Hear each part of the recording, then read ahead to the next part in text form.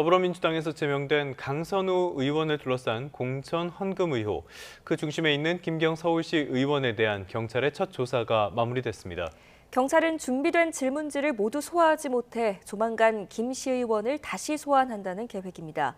취재기자 연결합니다. 신규혜 기자, 일단 김경 시 의원에 대한 조사가 오늘 새벽에 끝난 거죠? 네, 김경 시 의원은 새벽 2시 45분쯤 조사를 마치고 귀가했습니다. 김 시 의원은 출석 당시 또 귀가 당시 모두 취재진 질문에 아무런 답을 하지 않고 청사를 빠져나갔는데요. 직접 들어보겠습니다. 네, 오늘 조사에서 어떤 점 설명하셨습니까? 강선우에게 공천 대가로 1억 원 건넨 게 맞으세요? 앞서 어제 오후 7시쯤 인천공항을 통해 입국한 김 시 의원은 우선 자택으로 향했습니다. 압수수색을 참관하기 위해서였는데요. 김 시 의원은 미국에 체류하면서 텔레그램 탈퇴와 가입을 반복한 거로 전해지고 있는데 경찰은 김 시 의원의 휴대전화도 압수한 것으로 파악됐습니다. 김 시 의원은 압수수색이 끝나고 귀국한 지 4시간여 만에 광역수사단 청사에 모습을 드러냈는데요. 경찰은 김 시 의원을 상대로 강선우 의원에게 1억 원을 전달했는지 또 공천 목적이었는지 등을 파악하기 위해 질문지를 준비했지만 오늘 조사가 다 이루어지지 않은 거로 확인됐습니다. 경찰은 조만간 김 시 의원에게 다시 한번 소환을 통보한다는 방침입니다. 네, 경찰이 소환 조사에 앞서서 의혹과 관련해서 강제 수사도 진행했다고요? 네, 경찰은 어제 김경 시 의원은 물론 강선우 의원 또 강 의원의 전직 보좌관 자택을 대상으로 전격 압수수색을 진행했습니다. 강선우 의원 국회 사무실과 김 시 의원의 서울시의회 사무실도 압수수색 대상에 포함됐습니다. 영장에는 뇌물, 정치자금법 위반, 청탁금지법 위반 등 3개 혐의가 적시된 거로 파악됐습니다. 김 시 의원은 지난 2022년 지방선거를 앞두고 당시 더불어민주당 서울시장 공천관리위원이었던 강선우 의원 측에 공천을 대가로 1억 원을 건넸다는 의혹의 중심에 서 있습니다. 경찰이 사건이 경찰에 배당된 지난달 31일 미국에 출국하면서 논란이 일었는데요. 미국 라스베이거스에서 개막한 IT 가전전시회 CES에 참석한 모습이 포착되면서 도피성 출국이 아니냐는 공분을 사기도 했습니다. 지금까지 사회부에서 YTN 신기입니다. 이 김경 시 의원이 출국한 시점은 의혹이 터진 직후입니다. 당연히 증거인멸은 물론이고 말 맞추기 가능성까지 제기됐습니다. 그런데도 경찰의 수사는 더디기만 했고 김 시 의원은 보란 듯이 라스베이거스 IT 박람회에 참석해 비판을 자초했습니다. 김경아 기자입니다. 모자와 마스크를 쓴 채 환하게 웃으며 엄지척. 정치권을 뒤흔들어 놓은 민주당 공천 헌금 의혹으로 수사 선상에 오른 김경 서울시 의원입니다. 미국 라스베이거스에서 열린 가전 IT 박람회 CES에 참석한 모습입니다. 사안의 심각성을 모르는 것 같다는 비판과 도피성 출국 아니냐는 의심까지 논란이 커졌습니다. 경찰 대응도 도마에 올랐습니다. 김 시 의원이 지난 2022년 강선우 의원 측에 1억 원을 건넸다는 의혹이 불거진 건 지난달 29일이었습니다. 어쨌건 그 1억 이렇게 그 돈을 갖다가 받은 걸 지금 사무국장이 그러니까 보관하고 있었다는 거 아닙니까? 네, 정말 그냥 아무 생각이 없었던 거죠. 정말. 그럼 저도 잘해주세요. 하여튼 돈부터 돌려드리세요. 네. 곧바로 고발장이 접수됐지만 김 시 의원은 예정됐던 개인 일정이라면서 지난달 31일 미국으로 떠났습니다. 경찰은 이마저도 뒤늦게 알았습니다. 부랴부랴 김경 시 의원이 다시 돌아오면 해외로 나가지 못하도록 출국 금지를 요청하겠다고 밝혔습니다. 경찰이 정치권 수사에 부담을 느끼는 것 아니냐는 지적까지 나오는데 김 시 의원 귀국을 계기로 수사에 속도를 낼지 주목됩니다. YTN 김경아입니다. 네, 이번엔 전국 소식 살펴보겠습니다. 각종 비위 의혹에 휩싸인 김병기 전 원내대표에게 더불어민주당이 탈당을 요구했습니다. 어떻게 하는 게 당을 사랑하는 길인지 깊이 고민해달라고 했는데 불응할 경우 제명 가능성도 치사했습니다. 보도에 박홍구 기자입니다. 민주당 지도부는 각종 비위 의혹을 받던 김병기 전 원내대표의 징계 문제와 관련해 그동안 당 윤리심판원 논의 결과를 지켜보자는 입장이었습니다. 하지만 김 의원에 대해 단호하고 신속한 조치를 요구하는 당원과 의원들의 목소리가 갈수록 강해지고 이제는 지도부를 향한 제명 요구 움직임까지 임박했다고 밝혔습니다. 그러면서 김 전 원내대표에게 애당의 길을 고민해달라며 사실상 탈당을 요구했습니다. 당원과 의원들의 요구도 애당심의 발로라는 것을 김병기 의원도 잘 알고 있을 것이라고 생각합니다. 김병기 의원께서도 본인이 그토록 소중하게 여겨왔던 애당의 길이 무엇인지 깊이 고민해 보시기를 요청합니다. 민주당은 김 의원이 자진 탈당하지 않을 경우 제명 등 모든 가능성을 열어놓고 있다고 밝혔습니다. 김 의원의 징계를 심의할 윤리심판원 결과에 따라 상황은 달라질 수 있지만 당대표에겐 비상징계권이 있다고 했습니다. 당대표의 비상징계에 대한 그런 요구가 있다라고 말씀도 드렸는데 그에 대한 가능성도 모든 것이 다 열려 있다. 민주당은 표면적으로는 김병기 의원 탈당과 관련해 당의 공식 입장이 바뀐 적이 없다며 당원과 민심을 따를 뿐이라고 설명하고 있습니다. 하지만 신임 원내대표와 최고위원 선출 등 새 지도부 출범과 향후 본격화할 공천헌금 수사가 탈당 요구 결정에 영향을 준 것으로 보입니다. YTN 박홍구입니다. 네, 더불어민주당 신임 원내대표로는 삼선의 한병도 의원이 선출됐습니다. 한병도 원내대표는 어제 열린 의원총회에서 백혜련 의원과 결선 투표까지 가는 접전 끝에 당선됐습니다.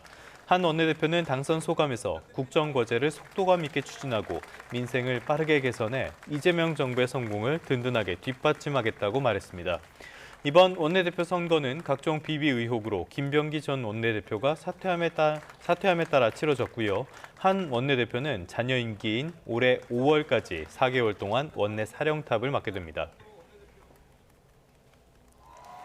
또 더불어민주당의 최고위원 보궐선거에서 재선의 강득구, 문정복 의원, 초선인 이성윤 의원이 선출됐습니다.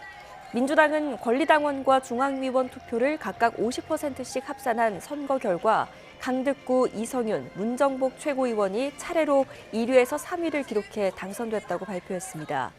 이로써 비당권파에서 강덕구 최고위원이 1명이, 당권파에서 이성윤, 문정복 최고위원 2명이 지도부에 들어가면서 현 정청래 대표 체제가 안정적으로 유지될 것으로 분석됩니다. 네, 다음 소식입니다. 12.3 비상계엄과 관련해 내란 우두머리 혐의로 기소된 윤 전 대통령의 재판이 지난 9일에 마무리되지 못한 가운데 내일 결심 공판이 다시 열립니다. 서울중앙지방법원은 내일 오전 9시 반부터 윤 전 대통령에 대한 결심 공판을 열어 증거조사와 특검의 구형, 윤 전 대통령의 최후 진술까지 진행할 예정입니다. 내란 우두머리죄의 법정형은 사형과 무기징역, 무기금고 이렇게 3가지인데요. 특검은 내부적으로는 사형과 무기징역 가운데 하나를 구형하기로 한 것으로 파악됐습니다. 내란 우두머리 혐의로 기소된 윤석열 전 대통령에 대한 결심 공판이 열리면 다음 달쯤에는 1심 선고가 내려질 것으로 보입니다. 윤 전 대통령의 운명을 가를 핵심 쟁점을 김평정 기자가 정리했습니다. 공수처와 경찰의 체포, 특검의 기소 과정에서 윤석열 전 대통령 측은 일관되게 계엄 선포는 통치의 영역이라고 주장해왔습니다. 재판 대상이 아예 될 수 없으니 무죄라는 겁니다. 특검은 일축합니다. 국민의 기본권과 헌법에 직접 관련이 있다면 통치 행위도 사법심사 대상이고 전두환도 그래서 단죄할 수 있었다고 반박합니다. 내란죄의 핵심 구성 요건으로 들어가는 계엄 선포의 목적도 엇갈립니다. 윤 전 대통령은 거대 야당을 겨냥한 경고성 계엄이었다고 주장하지만 특검은 정치적 반대 세력을 없애려 한 것으로 규정했습니다. 그렇다면 정말 폭동이 있었는지도 선고 결과에 영향을 미칠 중요 쟁점으로 꼽힙니다. 특검은 국회를 봉쇄하고 이재명, 우원식, 한동훈 등 중요 정치인을 체포해 구금하려 한 것 자체가 폭행 협박에 해당한다고 봅니다. 반면 윤 전 대통령은 재판 내내 관련 의혹을 부인해왔습니다. 미리 계획된 계엄이었는지를 두고도 특검은 1년 전부터 준비해왔다는 수사 결과를 내놨습니다. 하지만 윤 전 대통령은 계엄 직전 감사원장 탄핵이 직접적인 계기였다며 맞섭니다. 13일 결심 공판에서 특검이 사형이나 무기징역을 구형할 예정인 가운데 다음 달쯤 이뤄질 1심 선고에서 재판부가 핵심 쟁점들에 대해 어떤 판단을 내릴지 주목됩니다. YTN 김평정입니다.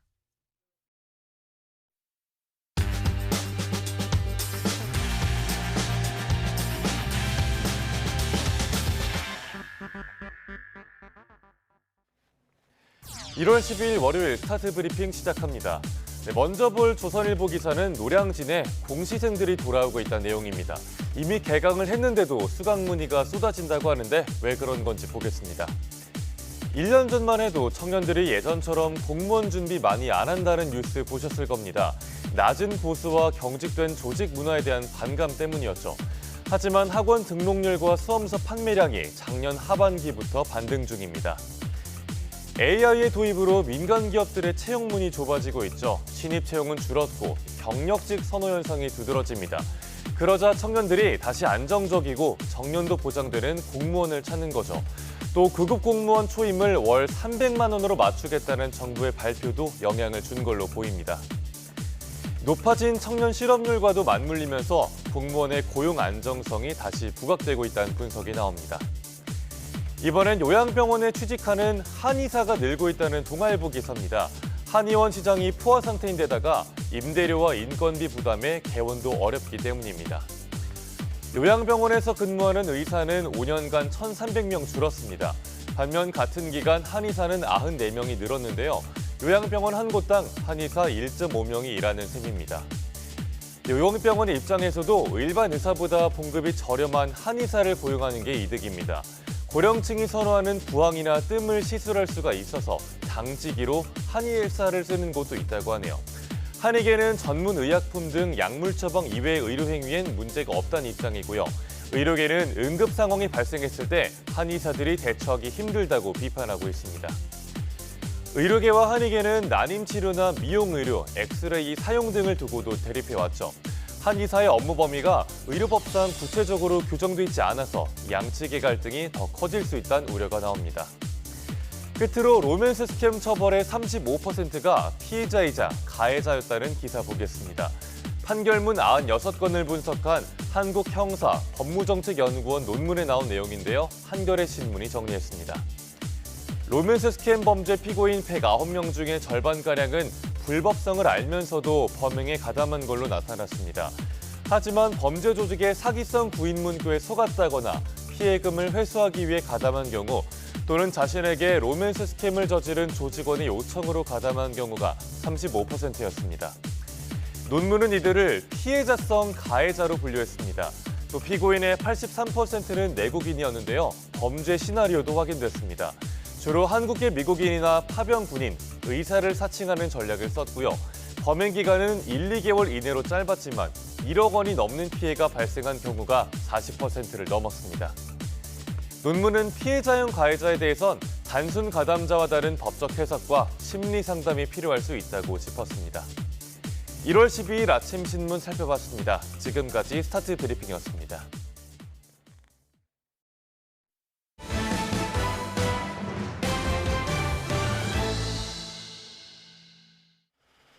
네, 다음 소식입니다. 불법 이민 단속 요원이 시민에게 총을 쏴서 숨지게 한 사건이 있었습니다. 이후에 미국 각지에서 분노한 민심이 들끓고 있습니다. 미국 정부는 정당 방해였다는 주장을 거듭하고 있는데요. 현지에 추가 병력을 투입해 대대적인 불법 이민자 소탕에 나서겠다고 밝혀 긴장감이 감돌고 있습니다. 이경화 기자입니다. 시민들과 언쟁을 벌이던 미국 이민세관 단속국 요원. 잠시 후 이들의 얼굴에 최루 스프레이를 뿌립니다. 정부 요원들은 주말에도 불법 이민자 단속을 이어갔습니다. 하지만 비무장 상태인 30대 여성에게 총을 쏜 것에 항의하는 시민들이 가는 곳마다 모여들었습니다.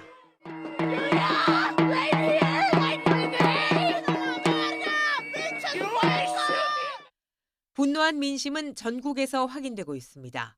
주말 이틀 동안 적어도 1,000건이 넘는 시위가 열린 것으로 추산됩니다. 미국 정부는 오히려 강공으로 대응하고 있습니다.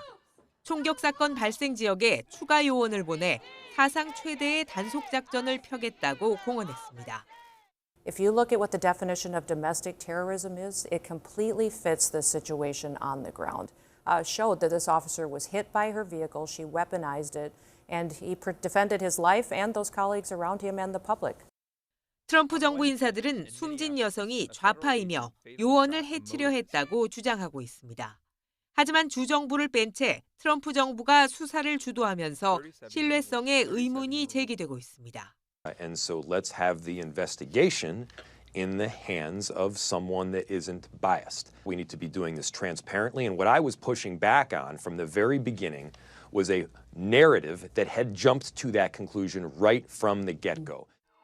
공권력 남용이냐 정당방위냐, 미국 사회의 갈등은 진실을 둘러싼 논란과 함께 점점 커지고 있습니다.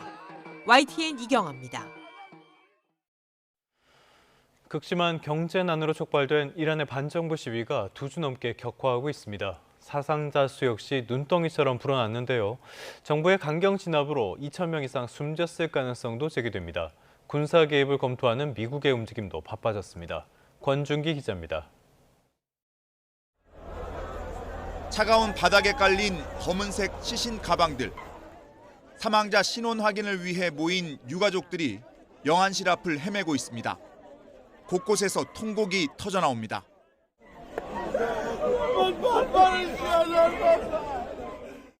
2주 넘게 이어지고 있는 시위에 이란 정부가 실탄 사격으로 대응하면서 사상자가 폭증하고 있습니다.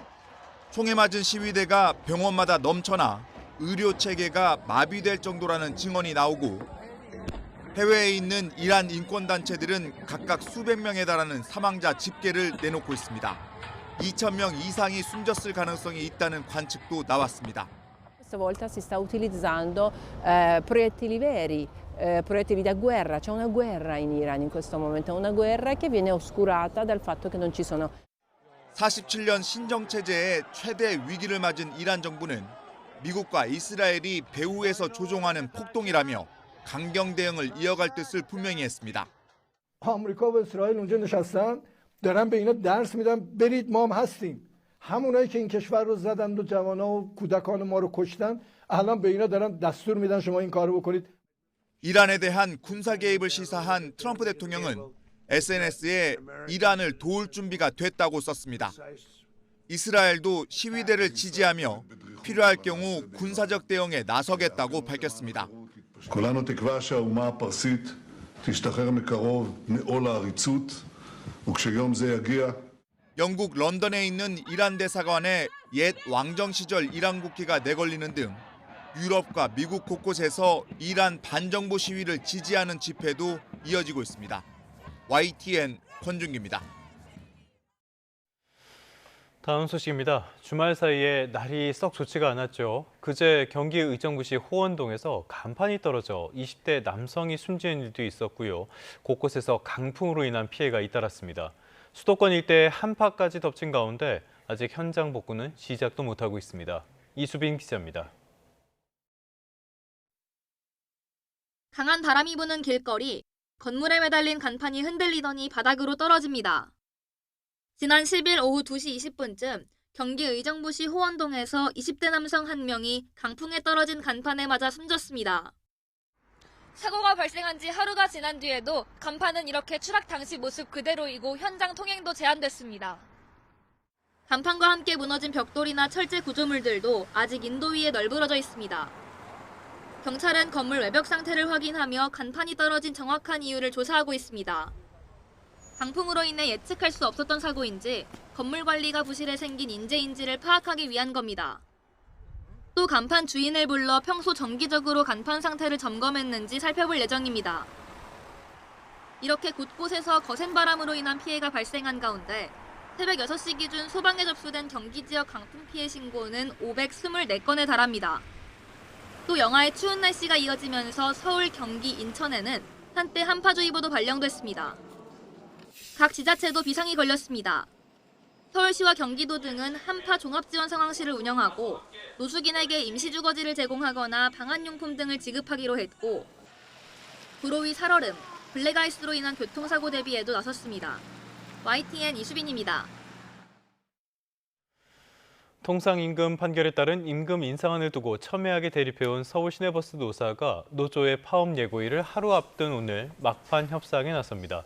서울지방노동위원회는 오늘 오후 전국자동차노동조합연맹 서울시 버스노동자조합의 노동쟁의와 관련한 특별조정위원회 사후 조정회의를 엽니다. 노사는 최근까지도 10%대 임금 인상을 두고 막판 협상을 이어왔지만 접점을 찾지 못한 것으로 전해졌습니다. 여한구 산업통상부 통상교섭본부장이 미국을 찾았죠. 미국과의 오해를 풀기 위한 방미인데요. 쿠팡 사태와 관련해선 통상과 외교를 구분해 대응해야 한다고 밝혔습니다. 또 트럼프 관세 판결과 관련해서도 대책 마련을 이야기했는데요. 뉴욕에서 이승윤 특파원이 전해왔습니다.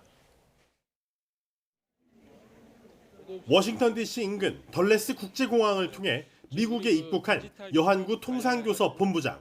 한국 정부가 쿠팡의 대규모 정보 유출 사태와 관련해 미국의 특정 기업을 표적으로 삼거나 차별적으로 대하는 게 아니라고 강조했습니다.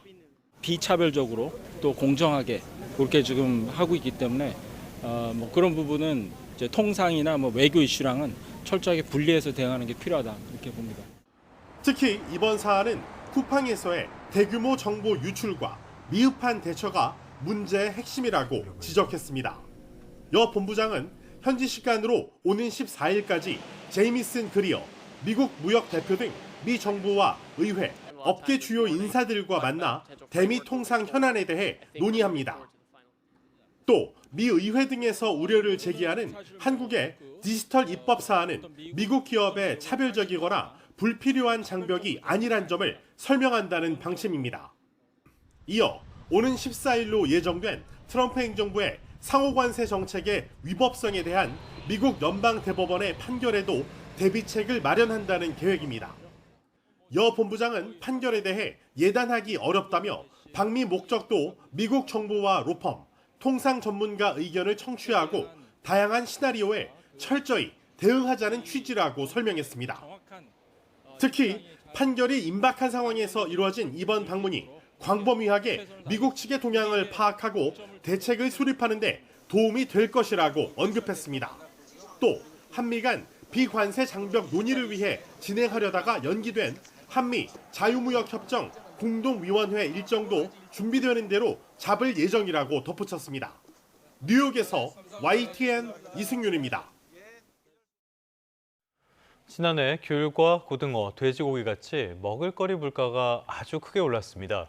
올해도 고환율의 여파로 장바구니 물가 부담이 커질 것이라는 전망이 나오고 있는데요. 정부는 부처별로 차관급 물가 안정 책임관을 지정하는 등 생활 물가 안정에 총력을 다하겠다고 밝혔습니다. 오인석 기자입니다. 지난해 보리쌀은 38%, 찹쌀은 32% 오르며 농축수산물 가운데 가장 많이 올랐습니다. 국내 곡물류 재배 면적이 감소하면서 생산량이 줄어든 게 영향을 미쳤습니다. 과일 중에는 귤값이 18% 넘게 올라 가격 상승폭이 가장 컸습니다. 작황 부진과 품질 향상을 통한 고급화 등의 영향으로 가격이 급등했습니다. 서민들이 식탁에 자주 오르는 고등어와 김, 마늘, 조기 등은 두 자릿수의 연간 상승률을 기록했습니다.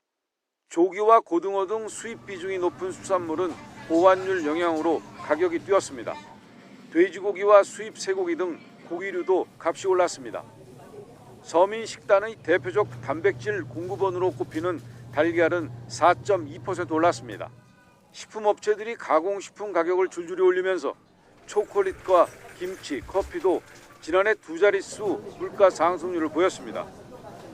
올해도 고환율 여파로 장바구니 물가가 오를 것으로 예상돼 소비자들이 부담이 커질 것이란 전망이 나옵니다. 전문가들은 이미 체감 물가가 높은 상황에서 고환율이 원자재 가격을 올리고 높은 임대료까지 반영되면 삼겹살과 김밥, 짜장면 등 외식 물가 부담도 커질 것으로 분석했습니다. 정부는 물가 안정, 특히 먹거리 등 생활 물가를 집중 관리하겠다고 밝혔습니다. 부처별로 차관급 물가 안정 책임관을 지정해 물가 상황을 밀착 점검하기로 했습니다. 서민 생활 밀접 품목인 먹거리와 석유류의 가격 상승률은 여전히 높은 상황입니다. 전기와 가스 등 공공요금 인상을 최소화하고 설 명절에 앞서 농축수산물 할인 지원을 추진하겠습니다. 정부는 겨울철 기상 여건 등 불확실성이 있는 만큼 주요 품목별 수급 관리와 할인 지원, 할당 관세 등 생활 물가 안정을 위해 가용 수단을 총동원하겠다고 밝혔습니다. YTN 오인성입니다.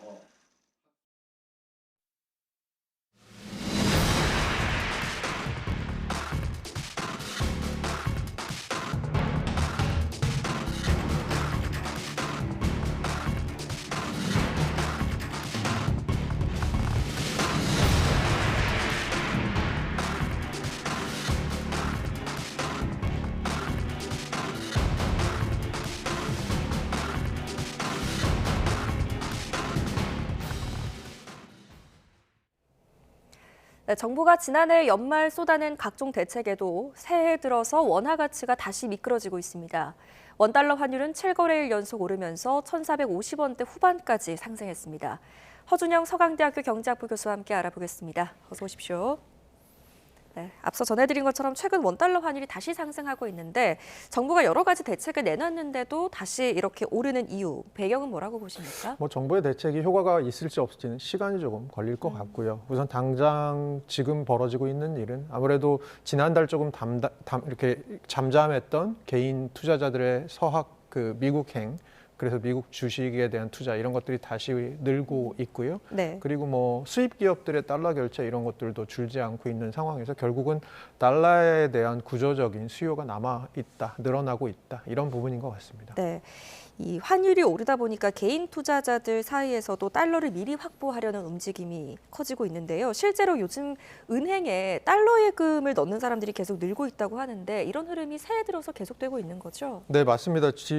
지난달 말이죠. 그러니까 크리스마스가 있었던 때부터 지금까지 보니까 달러 예금이 한 1조 넘게 늘었더라고요. 네. 그러니까 이렇게 달러 예금을 넣는 걸 보면 어쨌든 간에 향후에 달러가 지속적으로 조금 올라갈 것이다. 즉 원화의 가치가 좀 떨어지면서 달러 가치는 지속적으로 올라갈 것이다라는 배경이 결국은 이렇게 달러 예금의 증가로 이어지는 것 같고요. 달러 예금의 증가가 뭐가 문제냐라고 생각하실 수 있을 것 같은데 뭐 이런 환율에 대한 상승 기대가 있는 것도 문제일 수 있지만 또 하나는 은행들 입장에서는 이 달러 예금에 맞춰서 외화 자산을 준비해 놔야 되고 그리고 또 달러 예금이 좀 위험 가중 자산이 좀 높은 편이어서 그래서 은행의 건전성 지표 같은 것도 좀 안 좋게 만들 수 있거든요. 그렇게 봤을 때는 환율이 지금 한 방향으로 쏠리고 있는 현상에서 벌어지고 있는 일이기 때문에 좀 위험한 부분이 있을 것 같습니다. 네, 방금 짚어주신 내용이 바로 이제 은행들이 부담이 좀 커지고 있는 상황인 것 같습니다. 이런 상황에서 은행들이 달러 예금 금리를 낮추고 있는데 이게 왜 그런 건가요? 그러니까 우리나라 지금 4대 은행 기준으로 봤을 때 작년 1월이랑 이제 비교를 좀 해보면요. 1년 사이에 이 달러 정기 예금에 대한 그 예금 금리가 한 0.7에서 0.8%포인트 지금 낮아진 상황입니다. 예. 아무래도 은행 입장에서는 이 달러 예금이 지금 말씀 제가 드린 것처럼 한편으로는 은행의 건전성 문제에 있어서 부담이 될 수 있는 부분이 있기 때문에 그리고 전체적인 거시적인 관점에서 우리 아까의 그 꼭지에도 나왔지만 원달러 환율을 눌러놓으면 다시 올라오고 눌러놓으면 다시 올라오고 그런 흐름이 이어지고 있기 때문에 이런 것들에 대한 영향 그리고 이런 것들을 좀 방지하기 위한 영향으로 아무래도 달러 예금에 대한 금리를 낮춰서 예금자들에게 조금 달러 예금을 한 인센티브를 좀 낮추려고 하는 그런 방향인 것 같습니다. 네. 하지만 이런 움직임은 개별 시중은행들의 차원의 대응이고요. 환율과 금리, 자본의 흐름 이런 것들을 종합적으로 판단하는 곳은 바로 한국은행입니다. 이번 주에 열리는 올해 첫 한국은행의 금통위, 고환율 상황이 기준금리 결정에 어떤 영향을 미치게 될까요? 최근에 한국은행이 이제 그 올해 통화 정책 그리고 신용 정책을 어떻게 운영하겠다 이런 운영 방향을 내놨는데요. 그 방향을 잘 열어보면 두 가지 걱정을 하고 있습니다. 작년에는 그 두 가지 걱정 중에 뭐가 좀 더 많았냐면 수도권 중심으로 아파트 가격이 너무 빠르게 상승하고 있고 그에 따라서 가계대출 같은 것들의 증가세가 조금 우려스럽다 이런 거였다면 최근 들어서는 환율이 계속해서 아까 말씀드린 것처럼 고환율이 지속되는 상황에서 정부가 지난달 중순에 한번 개입을 조금 한 것 같은데 그랬다가 환율이 한 50원 빠졌다가 조금 지나니까 다시 올라오는 거예요. 어떻게 봤을 때는 환율 측면에서도 지금 한국은행이 쉽게 금리를 내리기가 어려운 방향이다라고 하고 있고요. 지금 시장에서 시장 전문가들을 대상으로 이렇게 조사를 좀 해보면 빠르게는 올해 하반기 금리 인하 혹은 올해에는 금리 인하가 없고 내년 정도 돼야지 금리 인하가 있을 거다라는 얘기들을 그런 대답을 하시는 응답자들이 대다수인 것 같아요. 한편으로 봤을 때는 작년 우리 경제가 한 1% 정도 성장했는데 올해는 한 1.8에서 2% 정도 성장할 것으로 지금 뭐 정부나 한국은행은 보고 있습니다. 이렇게 봤을 때는 한편으로는 역설적이게도 이렇게 경제가 작년보다 펀더멘탈이 조금 더 좋아지는 방향으로 간다면 굳이 환율이 이렇게 높고 수도권 중심의 집값 상승세가 높은 상황에서 한국은행이 금리를 내릴 사실은 이유도 조금 줄어드는 부분이 있는 거죠. 그런 것들을 전반적으로 지금 감안한 그런 현상인 것 같습니다. 자, 이런 가운데 한국의 1인당 GDP가 최근 3년 사이 줄어든 것으로 나타났습니다.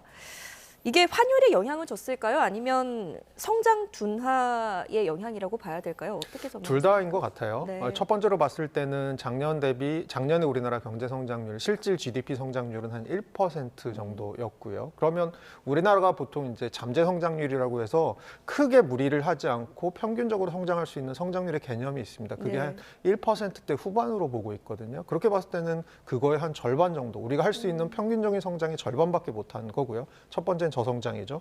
두 번째는 작년 한 해 동안 우리나라 원화가 달러 대비 가치가 굉장히 많이 절하됐습니다. 그렇게 봤을 때는 지금 말씀 주신 GDP라는 게 달러를 바탕으로 계산하는 GDP, 그래서 1인당 GDP가 얼마가 될 거냐를 달러로 계산한 거잖아요. 그렇게 봤을 때는 아무래도 원화 가치가 하락하다 보면 우리가 동일한 GDP를 생산하더라도 그것을 달러 변환을 하면 금액이 적어지게 되는 거죠. 그래서 그렇게 봤을 때 이 두 가지가 다 있는 것 같고요. 결과적으로 2024년에 1인당 GDP가 36,223달러였는데 25년에는 이게 36,107달러로 한 0.3% 정도 감소할 것 같다라는 결과가 지금 나온 것입니다. 그렇다면 이 환율 효과를 걷어내고 봤을 때 실제 성장 경쟁력만 놓고 봤을 때 다른 나라들과의 격차가 좀 어떤지도 궁금한데요. 대만과 한번 비교를 해보겠습니다. 대만은 1인당 GDP가 우리나라와 비슷하거나 혹은 좀 낮은 수준이었는데 최근 몇 년간에 굉장히 빠른 속도로 성장하고 있는 것 같습니다. 이게 시사하는 바가 뭘까요? 아무래도 대만의 최근 성장률을 보면 지금 그래프에도 나오고 있지만 어떻게 보면 성장률이 굉장히 최근 들어서 올라가고 있습니다. 세 가지 정도 이유가 있는 것 같아요. 첫 번째로는 대만이 최근 들어서 중국에 대한 의존도를 좀 줄이고 중국 의존도를 줄이고 미국 공급망으로 굉장히 빠르게 편입을 하고 있습니다. 그것이 첫 번째 이유인 것 같고요. 두 번째로는 우리나라랑 대만이랑 뉴질랜드 정도가 코로나 때 방역을 굉장히 잘한 국가로 평가받고 있습니다. 그런 측면에서는 제조업 같은 경우는 사실 방역과 굉장히 밀접한 관련이 있는 게 가서 일을 해야 이제 생산이 되는 거잖아요. 그런 측면에서는 방역을 잘한 부분도 또 하나의 역할, 그거는 뭐 한국이랑 비슷한 부분인데 결정적으로는 대만 최근 수출의 한 65% 정도가 AI 관련된 반도체 이런 거 수출, TSMC나 ASE 같은 기업들 저희가 알고 있잖아요. 그렇게 봤을 때는 대만이 최근 들어서 미국발 AI 랠리에 굉장히 잘 올라타고 아주 그것을 통해서 강력하게 성장하는 나라다라고 봤을 때는 대만의 GDP 성장률이 우리나라보다 조금 더 높은 부분, 뭐 한편으로 이해할 수 있을 것 같고요. 그리고 통화 가치 부분에 있어서도 대만 달러 같은 경우는 우리나라랑 좀 다르게 최근 1년간 미국 달러 대비 가치가 약간 올랐습니다. 그렇게 봤을 때는 아무래도 두 가지 측면 다, 성장의 측면 그리고 환율의 측면에서 둘 다 우리보다 좀 유리한 입장. 그래서 대만 같은 경우는 사실 2026년 올해 1인당 GDP가 처음으로 4만 달러가 넘을 것으로 예측이 되는 그런 상황입니다. 성장 측면에서 봤을 때 대만은 말씀하신 것처럼 한 분야에서 선택과 집중을 하면서 세계 최고의 어떤 경쟁력을 갖추게 된 거고, 우리나라 같은 경우는 성장 동력이 좀 분산됐다 이렇게 분석할 수도 있을까요?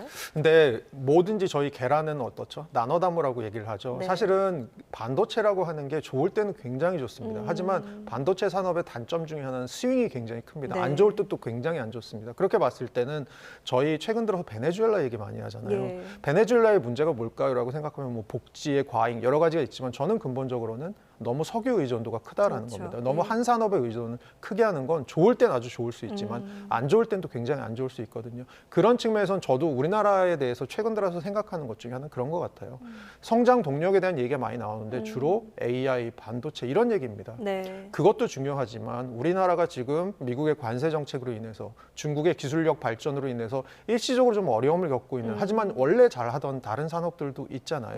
그런 부분들에 대해서 저는 골고루 성장 엔진에 점검이 필요하지 않을까 생각하고 있습니다. 네, 이런 가운데 어찌됐건 대만과 격차가 또 이렇게 누적되는 분석들이 나오다 보니까 단기적인 경기 부진을 넘어서서 한국 경제가 좀 구조적인 저성장 국면에 들어선 거 아니냐 이런 지적이 나오는데 어떻게 보십니까? 그러니까 저도 사실 저성장 우리나라 같은 경우는 OECD에서 최근에 나온 자료가 굉장히 뼈아픈데요. 네. 최근 30년간 아까 말씀드린 경제 잠재 성장률, 그 경제가 평균적으로 무리하지 않고 성장할 수 있는 성장률이 OECD 국가 중에 제일 많이 빠진 나라입니다. 거의 네. 우리나라랑 칠레 정도가 가장 많이 빠졌는데 칠레보다도 우리나라가 잠재 성장률이 더 많이 빠졌더라고요. 그 얘기는 무슨 얘기냐 하면 성장 동력이 아주 빠르게 식고 있다라는 겁니다. 그런 측면에서는 저희가 방금 전 질문에서 얘기했던 것처럼 이 성장 동력에 대한 재점검이 필요하고 정부에서도 지금 이걸 하겠다라는 거, 올해가 뭔가 반등의 원년으로 삼겠다라는 거잖아요. 하지만 상황은 녹록치 않다라는 거고요. 그리고 그 상황이 녹록치 않은 데 대해서 단기적으로는 뭐 반도체나 AI 지금 잘 되고 있으니까 이거 하는 거 중요할 것 같습니다. 특히 AI 같은 경우는 중장기적으로 밀리게 되면 전 세계적으로 굉장히 경쟁력이 떨어질 가능성이 있죠. 하지만 그것에 너무 우리가 한 계란을 몰아담는 것은 문제가 있지 않나라는 생각이 드는 거죠. 그래서 우리가 잘 아는 다른 산업들 뭐 이런 것들에 대한 점검, 특히 우리나라 내부에서 자영업이나 서비스업 비중이 굉장히 큰데 이런 데 있어서도 어떻게 성장 동력을 좀 찾을 수 있을지 이런 것들에 대한 논의가 최근에 좀 없는 것 같아서 네. 그 부분은 조금 아쉽습니다. 네, 이 수출 산업에서 그래도 좀 이제 그 새로운 돌파구를 찾으려는 움직임이 아예 없는 것 같지는 않습니다. 대표적인 사례가 바로 K푸드인데요. 라면 수출이 사상 처음으로 연간 15억 달러를 넘겼다고 합니다. 이런 배경은 뭐라고 보십니까? 그러니까 아무래도 최근 들어서 라면 업체들이 이 내수로는 한계가 있다. 그러면서 해외로 좀 진출하려고 하는 흐름이 있었고요.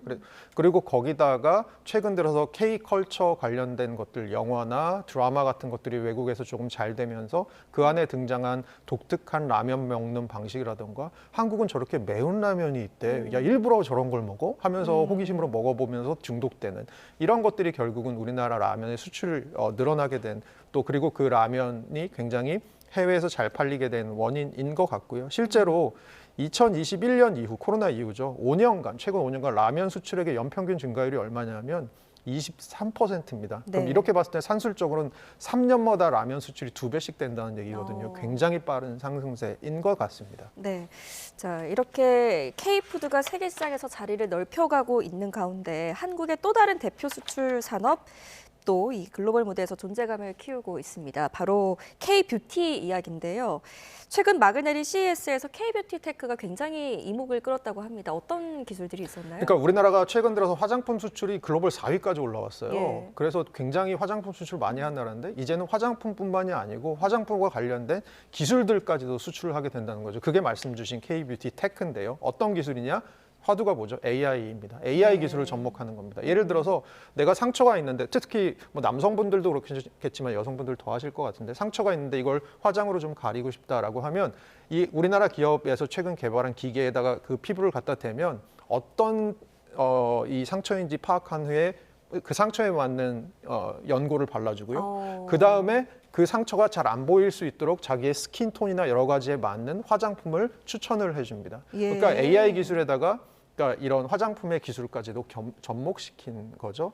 또 하나는 뭐 에이징 같은 거, 우리가 노화 같은 것들이 걱정이 되는데 이 노화 같은 것들의 원인을 조금 파악한 다음에 내가 내 피부를 자세하게 보여주면 그것을 바탕으로 이 피부는 조금 노화가 덜 되려면 이런 화장품을 쓰는 게 좋을 것 같습니다라고 AI를 통한 어떤 제안을 하게 되는 이런 기술들. 그렇게 봤을 때 이것이 최근 들어서 CES에서 미국에서 열렸던 CES에서 굉장히 큰 히트 그리고 수상도 하고 뭐 이런 것들이거든요. 그래서 잘 나가던 한국의 화장품이 K뷰티가 결국은 AI라고 하는 기술과 접목되면서 향후에 더욱더 발전될 수 있는 가능성을 지금 타진하고 있다 정도의 생각이 좀 듭니다. 네, 짚어주신 것처럼 K뷰티에 대한 수요가 커지면서 관련 기업들의 사업 규모도 빠르게 커질 수밖에 없을 텐데 이제 앞으로 K뷰티 기업들이 상장을 통해서 자금을 확보하려는 움직임도 빨라지지 않겠습니까? IPO를 준비 중인 기업들 어떤 게 있습니까? 그러니까 IPO라고 하는 거는 기업이 넓게 보면 이제 주식을 발행해서 투자자들을 모아서 좀 더 그 세를 불려나가는 그런 과정인데요. 이 IPO를 하려고 하는 그룹들 보니까 구다이 글로벌이라고 우리나라에서 최근에 되게 여러 가지 화장품 업체들을 인수하면서 그 덩치를 키워오고 있는 한국판 로레알이라고, 로레알이 이제 굉장히 여러 자회사를 두고 있잖아요. 예. 이런 회사가 있는데 이 회사 같은 경우는 작년 매출이 뭐 3천억이 좀 넘는 그런 회사입니다. 이런 회사도 지금 IPO를 하려고 하고 있는데 여기는 재밌는 게 이 회사가 얼마 전에 인수했던 기업 중에 하나가 그 캐롤라인 레빈 미국 백악관 대변인이 예. 저번에 에이펙 때문에 한국에 왔다. 이 회사 거를 사가서 또 SNS에 올려서 유명해진 회사가 있고요. 뭐 제조업체 비나우 같은 회사도 있는데 이것도 이제 2018년에 설립된 회사인데 지금 벌써 매출액이 2천억이 넘는 그런 회사가 됐습니다. 그래서 굉장히 큰 회사들이 지금 하려고 하고 있고요. 그리고 유통사들도 지금 일부가 하려고 하고 있고, 그 다음에 그 하이트 진로가 최근에 인수한 화장품 제조자 개발 생산, 저희가 ODM이라고 부르죠. 업체가 네. B&B 코리아라고 하는 데가 있는데 요거는 저희 2010년대 마유 크림이라고 한참 유행했던 거 기억하시는 그 상품이 있을 겁니다. 그걸로 성장했던 회사인데 최근 들어서 IPO를 통해서 또 다른 모멘텀을 찾으려고 하는, 그래서 이 화장품 회사들의 IPO가 본격적으로 되고 있다. 결국은 이 K-뷰티 시장이 글로벌리 커져가고 있는 것들의 일종의 방증인 것 같습니다. 네. K-푸드, K-뷰티 이야기까지 해봤는데요. 기회를 잘 잡아서 또 다른 또 수출 효자 종목으로 자리 잡을 수 있기를 바라봅니다. 여기까지 듣겠습니다. 허준영 서강대학교 경제학부 교수와 함께했습니다. 잘 들었습니다.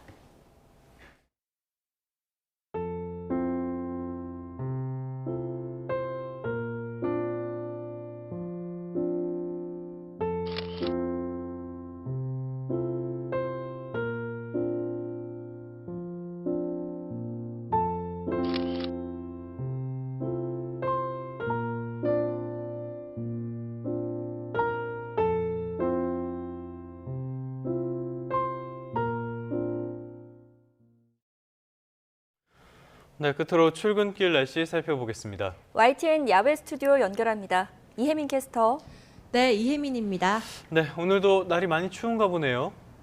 네, 그렇습니다. 오늘 출근길도 강추위에 대비하셔야겠습니다. 현재 서울 기온이 영하 9.1도에 체감 온도는 영하 15도까지 떨어져 있는데요.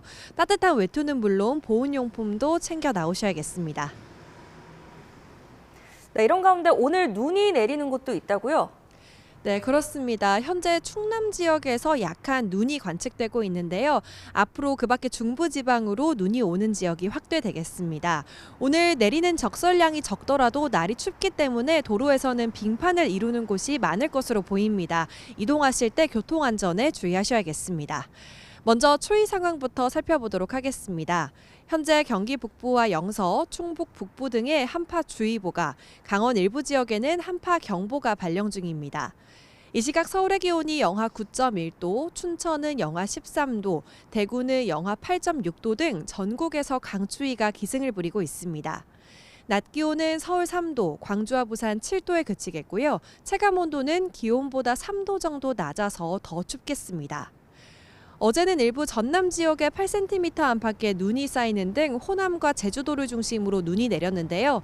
오늘은 중부지방을 중심으로 눈이 오겠습니다. 오전에 수도권을 시작으로 오후에는 그 밖의 중부와 경북 북부 내륙, 전북 동부 지역으로 눈이 확대되겠습니다. 서울은 1cm 미만으로 적설량이 적겠지만 경기도는 최고 5에서 7cm의 다소 많은 눈이 오겠고요. 강원 영서에는 최고 8cm의 적설량이 예상됩니다. 눈은 내일 새벽에 대부분 그치겠고 이번 강추위는 주 중반에 누그러질 전망입니다. 현재 동해안과 영남 곳곳에는 건조특보가 내려져 있습니다. 특히 오늘은 바람도 매우 강하게 불기 때문에 화재 위험이 크겠습니다. 산불이 나지 않도록 주의하셔야겠습니다. 지금까지 YTN 이혜민입니다. 네, 1월 12일 YTN 뉴스타트 모두 마무리하겠습니다. 오늘 아침도 저희와 함께해 주셔서 고맙습니다.